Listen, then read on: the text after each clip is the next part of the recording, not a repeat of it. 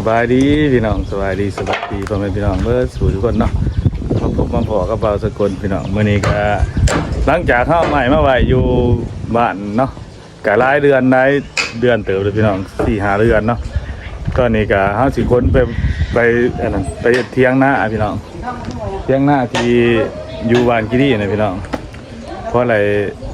อยู่มองกินข้าวกินน้ำเนาะเราเฮ็ดหน้าแซงนะพี่น้องตอนนี้ก็เกี่ยมเฮ็ดหน้าแซงนะบางคนเอาไม้มานี่พี่น้องซองรถไทยเนาะไม้ที่ซื้อมาตะปากซองนั่นแหละ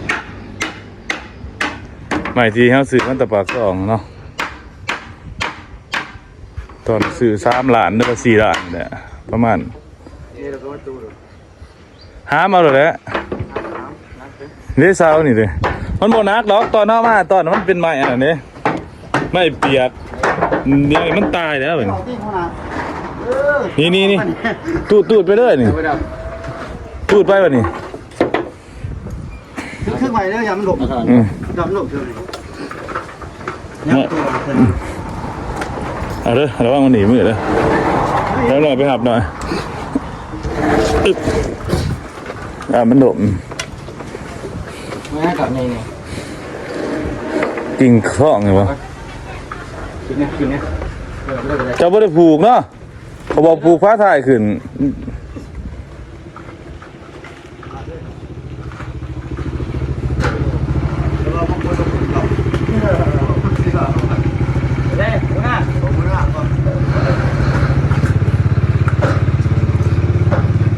ไล่บ่หาเศร้า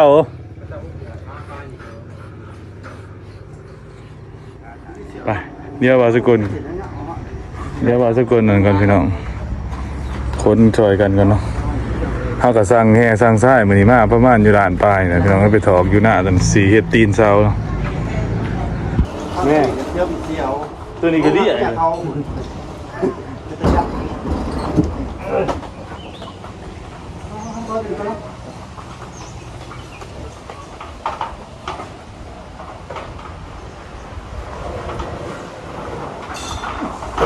พ่อเลยเนาะขอไปเนาะ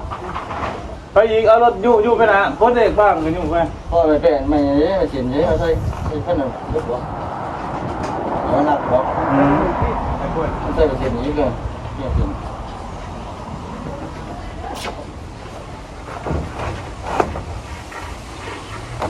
ได้น้อยกลัวกินนะกลัวขึ้นนะบางทีไม่เพราะว่า2-3 เดือนกลัวขึ้นเป็นเอาทปวกไปเห็ดเตียงหน้ามันสิว่าปวกเจ้าเนี่ยเนาะนี่ไปขาก่อนไปจุ่มลงน้ำก่อนจุ่มลงน้ำก็เอาคืนอีกนี่ได้ปวกเป็นเดือนนะก็โมเบิร์ต3พี่น้องเอ้ยสิได้มาอีกเที่ยวหนึ่งเนาะเที่ยวหนึ่งเบิร์ตอยู่ว่าหน่อยโอ้ค่ากี่ล็อกนี่ครับเดี๋ยวไปซื้อน้ำมันมาใส่ก็ยืมรถเพิ่นมาขั้นนะตัวนี้รถท่านเองเนาะคนใหม่มากพี่น้องเลยซื้อบอกซอยไม่เท่าแล้วกันทงเท่าไรไม่เท่าเอา2 ถุงเอาซอยจะพูดละถุงซะนี่บ่เนี่ยซอยนี่บ่5,000กันวะนี่เอามาเงินเท่านั้นนี่กันเฮ็ดมาไว้1 10,000เอามาขอบใจมาตลาดนะนี่โอ้มันหน้าว่าผู้คนใหม่ไปเฮ็ดเที่ยงหน้าเขาก็ได้ซื้อซอยขอบใจโอ้เพื่อสิฮอดมันหน้าหัวผู้มองที่เขาไปซื้อหมูเนี่ยพี่น้องมาไกลๆนะคุณย่าถามมาไม่ได้ซื้อซอยเพิ่นกินได้ไหมกินข้ามกินโน่น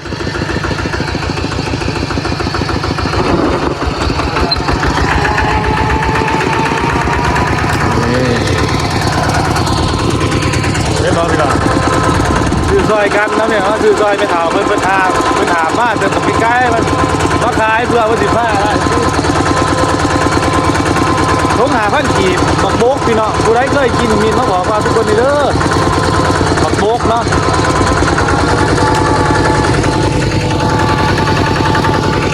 เ ปัญหาอยู่ต้นก็มาหอดหน้าเลยพี่น้องนี่เสียดเทียงอยู่เนาะเสียดเทียงอยู่นี่เลยพี่น้องนี่ก็เสื้อลงไปพุ่นเนาะหากเสียอย่างเดียวมันมีไฟฟ้าอันนี้นะพี่น้องเลยมันมีไฟฟ้าแล้วก็มันมีน้ำเนาะเขาก็ซื้อใส่น้ำหน้าแซงใส่น้ำหน้าแซงออกเลยกิ้งออกเลยมุนวัดมุน ลื่นยันขึ้นข้อไอ้ซิวทากันกับภาษา นี่แหละพี่น้องเสียเทียงหน้าเนี่ยแล้วก็ซื้อเรื่องหนึ่งเด็กน้ำไม่น้องเขายังสิจูบออกด้วยพี่น้องมันมินเนาะเพราะว่ามันขี่เป็ดขี่ไก่มันชอบเปิดน้ำหน้าแซงเขาจึงเอาเขาใหม่เนาะเปิดล่างแบบข้อไม้ว่าล่างสต๊อกเอาปลายังออกวัดเด็กก็ซื้อปลามาปล่อยใช่ไหมเนาะกำลังสั่งเฮียสั่งไส้เข้ามาพี่น้องมาถอกสิเนาะเสียตีนสาวการนั่นก็เห็ดกอกเป็ดเบื้องคนไม้เห็ดเทียงหน้าอยู่นี่เเห็ดพอในนั่งหนินนั่งหัวหมูกองมาหลินน้ำสุ่มแซวกันเสียอย่างเดียวมันมีไฟผ่ายังอ่ะไปหาเงินก่อนพี่น้องหาเงินมาจ่อน้ำนี่ก็เอาไปดึงไฟฟ้าเขาเนาะไปคนลงมาดิปะคนใหม่ลงก่อนหลังจากมาแต่คนลงอยู่หน้าพี่น้องเที่ยวที่2เนาะมารถคันเดียวเล็กสิพ่อแล้วบ่นี่เอารถคันเดียวมาไปลงมาไปเนี่ยพี่น้องเอ้ยคนรู้ได้นี่มือนี่ก็หายเพิ่น30,000ได้มือนี่สิหายเพิ่น30,030พุ่นนะไปค้นญาติเขาคือเก่า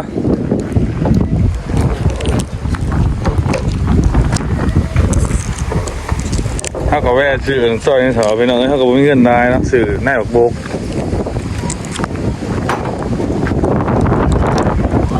เงินก็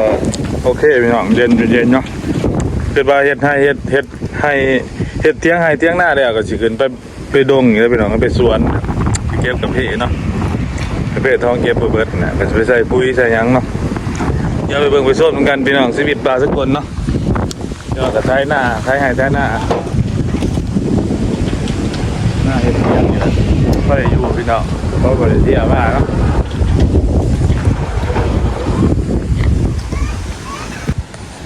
นี่ตอนนี้ก็มาหอดหน้าเลยพี่น้องอยากจะถ่ายนะวันนี้รถถอกลิ้นมันเท่าไหร่มา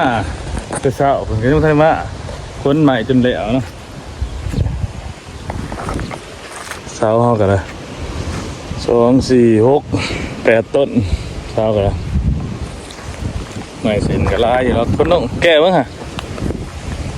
แก้ตัวพุ้นนั่นหรอก่อนเพราะงั้นหนีปากไว้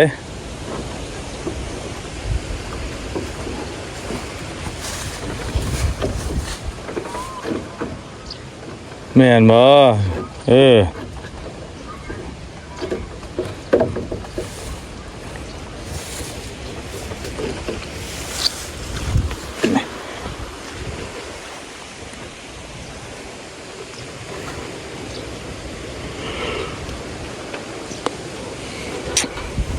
ิเป็นดูเป็นดามอยู่ได้พี่น้องเอ้ยขอเฮ็ดไปเทละหน่อยเนี่ยเทละปีเช้าก็ใหม่ต้องเฮ็ดขึ้นใหม่ก่อนนะพี่น้องให้ตอกให้มันเป็นห่างเป็นหูเป็นห่างไว้เนาะจักหน่อยเขาละสิมาลากเอาแล้วใหม่เสียนมาย่างเฮานี่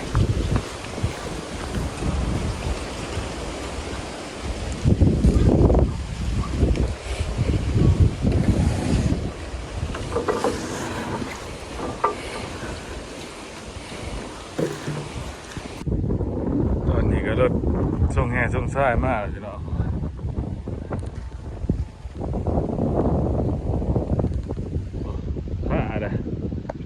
ขึ้นได้อยู่เลยนี่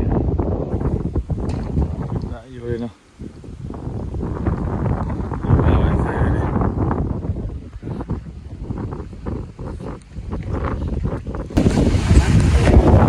มากเลย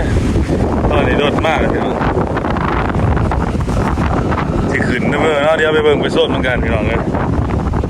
ถือว่าอายหักเขาเองเลยพี่น้องเลยก็จะเป็นบริมาเลยเนาะมันก็เป็นคนตัวเองแน่เป็นกับมาหายมันสิฆ่าของเพื่อ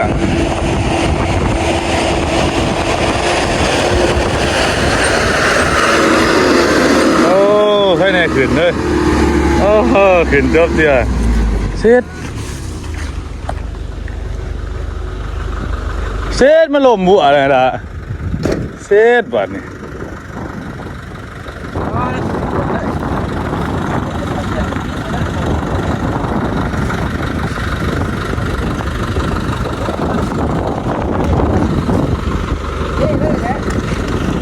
นี่ต้องนี่แหละกับเพื่อนรัว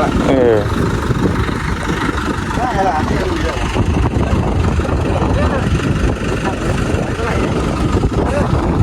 คันเท่เนี่ยคันเอาลงแล้วแล้วก็สิไปได้บ่โดดบัดนี้โอ้ข่อยว่านี่คันหน้าแรงสิบ่ล่มเด้อมันแข็งจังล่ะชีวิตแต่ยังมาบูบลงเนาะโอ้ยตายมารถไทยเดี๋ยวไปเอามาก่อนเป้าไม้จะไปถอกอยู่นะพี่น้องรถค่าเนาะบางทีจะล่มเมดล่มจะ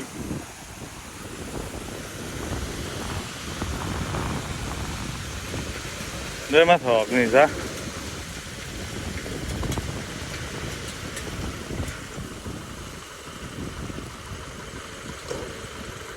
มีไปถอกอยู่พื้นรถมันดมเพื่อ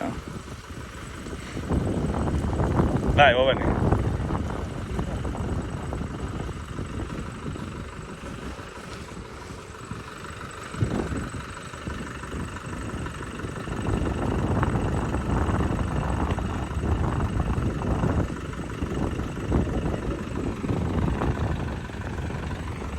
ร้านถ้าเป็นห้องร้าน3เอาต่อร้าน2เอาเพียงเนาะเพราะว่าหักแป้งกันกับเพิ่นเนาะ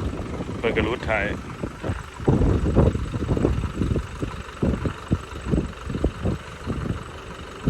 มันค่าเพื่องมันหลบแล้วเพื่อง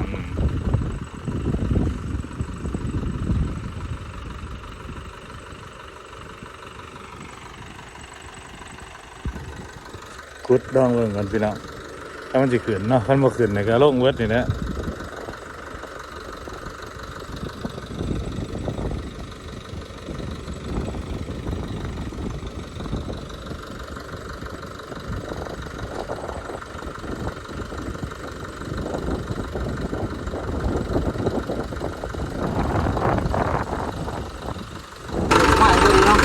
ตอนนี้ฟุตลง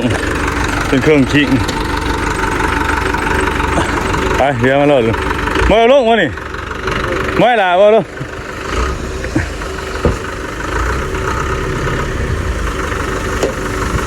ไปขึ้นอยู่นี่เด้อ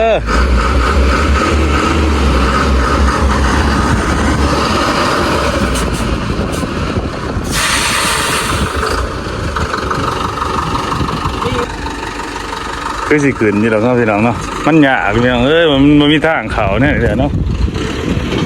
งามแดงจริงเลยเฮ็ด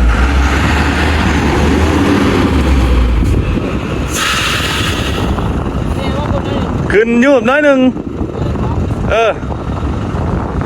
ปกติเขาเที่ยวทางนี้แล้วตะกี้มันบ่ได้พาให้หน้ายังเนาะวันนี้เพิ่นเฮ็ดทั่วเพิ่นบ่ให้เที่ยว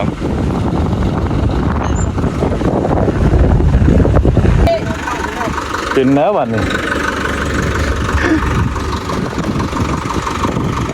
สิอยู่กับว่าหลายมันโดดลากหลายมันต้องใส่แห้งมันเองอยู่วะน่ะไม่แน่อยู่นะอุดโอ้แห้งว่ะอยู่พอดีไอ้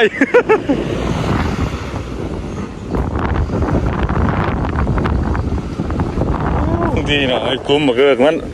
แต่แห่แต่ซ้ายแต่แห่เอาลงนี่ประมาณอยู่สอบหนึ่งเป็นยังกี่น้องมาตลอดเป็นขืนเนาะมาตลอดเป็นขืน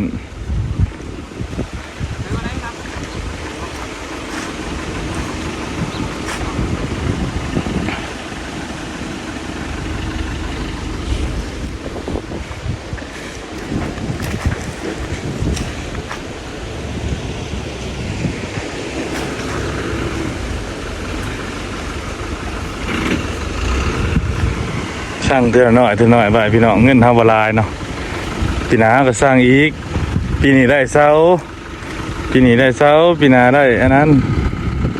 ไปเถอะหน่อยนะพี่น้อง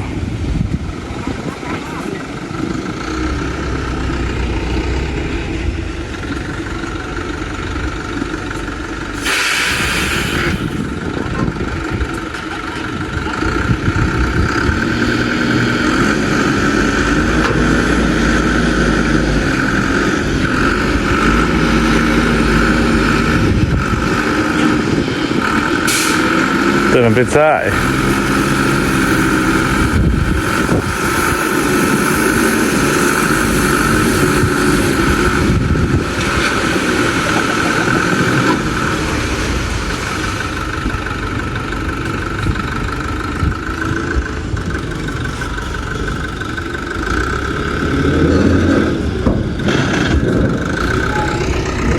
นี่ฮะจ่ายเงินท่านพี่น้องล้านสองแล้วประมาณอยู่ 2,000 บาทประมาณอยู่ 2,000 บาทก็เป็นเงินเหรียญกับประมาณอยู่60 เหรียญพอเฮ็ดเธอหน่อยไปแหละพี่น้องนะถ้าอีกก็จะหลอดไฟเนาะฮะ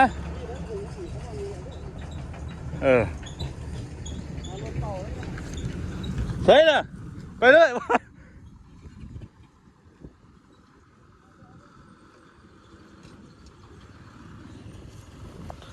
เอาเงินเอาเงิน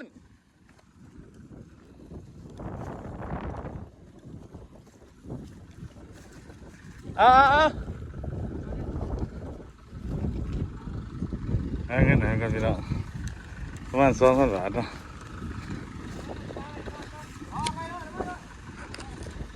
ดีแต่ว่าแลนไปเบื้องนั่นเขาแลนเบื้องนี่เดียวเลยลงวัดซองขิงเนาะขอบใจกันน้ำในด้านซองเหรอจะดูถ่ายเนาะน้ำเพิ่งหาโอเคขอบใจได้ช่างเธอหน่อยแล้วผมมีเงินได้บัดพี่นาเอาไม้พี่นี่ได้เศร้าโอเค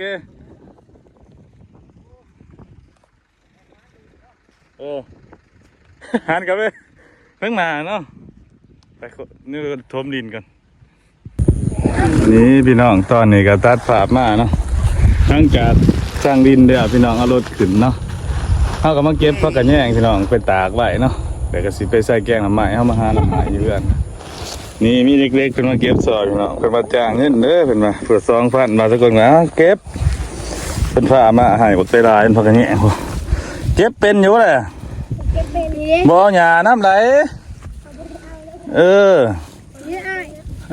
โอ้ไม่เป็นเลยตัวไปหาเนี่ยกบบ่บ่ได้ไปโรงเรียนบ่โรงเรียนภาคบ่ว่าคือบ่ไปโรงเรียนเฮ้ยโอ้คือว่าเนี่ยน่ะบาดบ่ไปอีกบ่มื้อนี้บ่เฝ้าเที่ยงบ่พี่น้องพักกันแย่งโอ้งามดีเนาะหอมหลวงพ่อได้ยังนี่ครับว่าผู้ลายนี่เราให้นี่เนาะโอ้กบมีอยู่แล้วเนี่ยนี่เอาแล้วกบมันเขาปักเขายังกันเนี่ยนี่แต่ว่าเพื่อกันแย่งที่เนาะงามดีเนาะ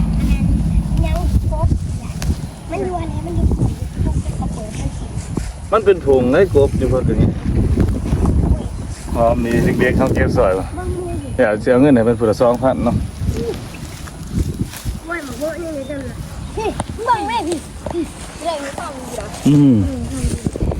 เก็บโอ้ยเก็บไปได้โอ้นี่แหละพี่น้องเขากันแย่งหอมเนาะเดี๋ยวเขาถ่ายเพิ่นเก็บอีกเอาถุงนี่ครับเอาที่ถุงมั้งฮะที่ถุงเบิ่งหากว่าเตรียมดอกเอาอีกน้อยหนึ่งโอ้ยงามนี่นะเขากันแย่งนะไว้ตากแห้งไว้เนาะนี่เนาะสองกล่องเดียวเงินให้จากเล็กๆกันเนาะเอาอีกปุรกรรมมาละพวกนะมานี่เก็บใบว่าเก็บที่ตัวเขาตัวเก็บใบเอาอีกนี่มองเขียวๆนี่ผมเป็นยังลองเนาะเก็บดินยังเก็บเนาะอันนี้เก็บหลายเงินเก็บผมจะเงินได้หรอ ตะกี้ว่าทุกคนมันใหญ่เขียได้เรื่อยๆเลยเท่านี้ส่วนไปเห็ดหน้าอยู่ที่นี่กับบริคอยลงมาพี่น้องอยู่หล่างบ้านตัวเองเนาะขึ้นไปกับเพื่อนมาสกลอยู่ถึงเสียทงบัดนี้พ่อแล้วเดี๋ยวเอาเงินหายบัดนี้พ่อแล้วร้ายโพดละคนละ2,000เนาะจะคน 3 คน4จะบ่นับว่าจะบ่เอออ้าวเอาตัวเอางานง่ายๆเนาะได้เพื่อ2,000ขอบใจลูกที่เท หมอหนุบเลยดิงานง่ายๆเนาะเมื่อหาสิมาหาใหม่เด้อ ด้วยถึงน้ำมา ซื้อขนมนะ ถึงน้ำขายนี่มาเนี่ยจะเห็นตัวมาตะโกนคนเด้อเขาไปเบิ่งแล้วจะเห็นตัวเด้อมาแดงเด้อก็ดีอยู่ว่าตั้งแต่เขาไปเบิ่งเด้อมาแล้วตัวใหญ่กันไปตัวก็เห็นตัวละมาแล้วต้องมาเบิ่งตัวกดเบิ่งไปแถวนี้เพิ่นเฮ็ดหน้าแซงบ่ได้เนาะเพียงเนาะเฮ็ดได้แต่หน้าปีเฮ็ดหน้าแซงบ่ได้คือแถวเขตขี้ดีพี่น้องตอนนี้ก็ตัดภาพเนาะได้น้ำไม้ที่เอาไปหาเงินเนาะเอาก็ลงไปเก็บไปเนี่ยกันแยงจางเล็กสบายดีป่ะลุงนี่ล่ะสบายดีป่ะลุงนี่เพิ่นไปน่ะก็มาเพิ่นไปห้องหมอแล้วเห็นว่าสำหรับคลิปนี้ว่าทุกคนจะจบไปเพียงแค่นี้เด้อขอบคุณขอบใจที่เขาเบิ่งมาบอกกันที่หน้าเด้อบ๊ายบาย